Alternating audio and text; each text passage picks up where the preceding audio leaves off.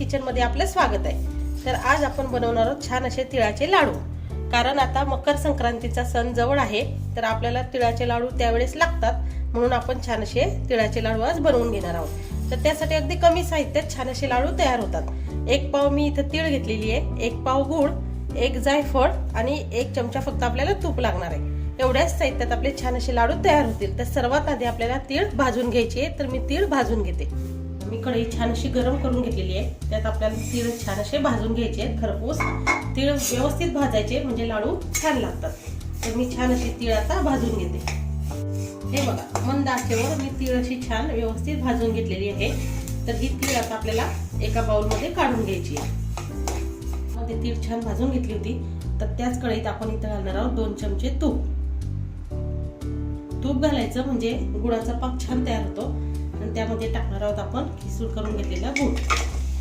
गुळाचा आता आपल्याला छान असा पाक करून घ्यायचा आहे। फक्त त्याला असं सारखं हलवत राहायचं, म्हणजे जेणेकरून गूळ जळत नाही। आणि मंद आचेवर छान असा याचा पाक तयार करून घ्यायचा। तुपामध्ये गूळ टाकून मी छान असं त्याला वाफ आणून मस्त त्याचा पाक तयार करून घेतलेला आहे। जर तुम्हाला पाक तयार झाले का नाही हे कळत नसेल, तर एक छोट्या वाटीमध्ये थोडंसं पाणी घ्यायचंय आणि त्यात आपण केलेला पाक असा थोडासा टाकायचा आहे। आणि जर ह्या पाकाची तुम्हाला अशी छान अशी गोळी तयार झाली, समजा हे बघा अशी जर गोळी तयार झाली, तर हा पाक आपला तयार आहे असं समजायचं, म्हणजे असं चेक करता येतं आपल्याला।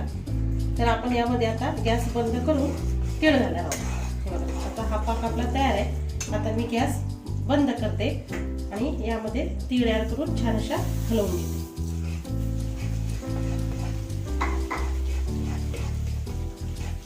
हे बघा, मी गुळाच्या पाकामध्ये तीळ अशी छान मिक्स करून घेतलेली आहे। आता हा थोडासा गरम असणार आहे, तोपर्यंत आपल्याला हाताला तूप किंवा तेल लावून छान असे याचे लाडू तयार करून घ्यायचे। मी आता याचे लाडू तयार करून घेते। हे बघा, मिश्रण अगदी आपलं गरम आहे। मी आता लाडू वडायला घेणार आहे।